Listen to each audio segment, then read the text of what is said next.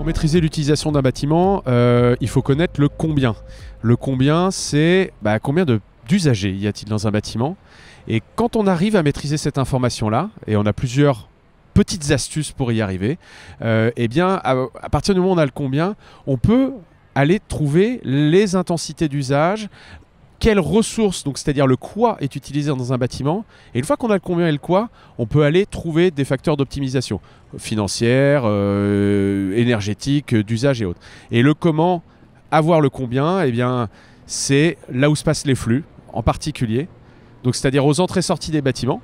On va compter les passages au moment du contrôle d'accès, par exemple, et également les flux verticaux, évidemment, en essayant d'aller exploiter les données des gens qui utilisent les ascenseurs des immeubles. Les innovations digitales peuvent grandement aider l'activité d'aménagement des espaces. Alors comment? En particulier en aidant les équipes à travailler plus vite et en apportant des décisions plus rapidement.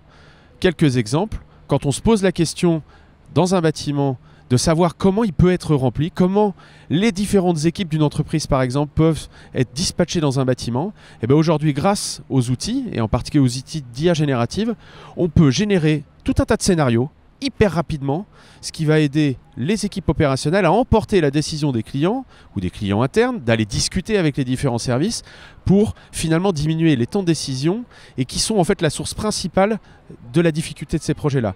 Deuxième cas d'usage que je trouve très intéressant, c'est également, là on avait vu la partie plus quantitative, mais sur la partie qualitative, un peu le côté beau de ce que vont être les lieux.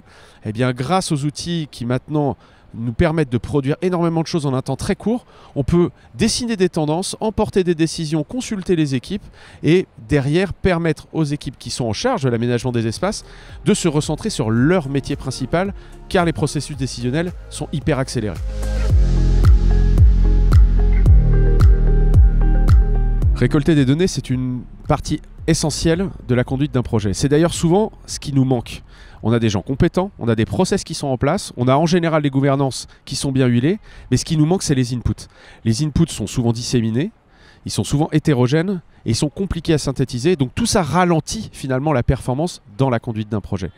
Les outils du moment, et en particulier les outils d'IA générative, permettent de nous aider énormément dans cette activité-là et nous permettent de nous recentrer en faisant des synthèses, en faisant de l'harmonisation, en faisant du dessin de tendance, en accélérant certains processus créatifs, de finalement diminuer les temps de production et donc en diminuant les temps de production, améliorer la conduite du projet, c'est-à-dire libérer du temps qui était avant pris par les équipes pour produire de la matière brute, à faire ce qu'il doit faire, c'est-à-dire conduire le projet, emporter des décisions et surtout emporter les bonnes décisions par rapport à des objectifs stratégiques initiaux.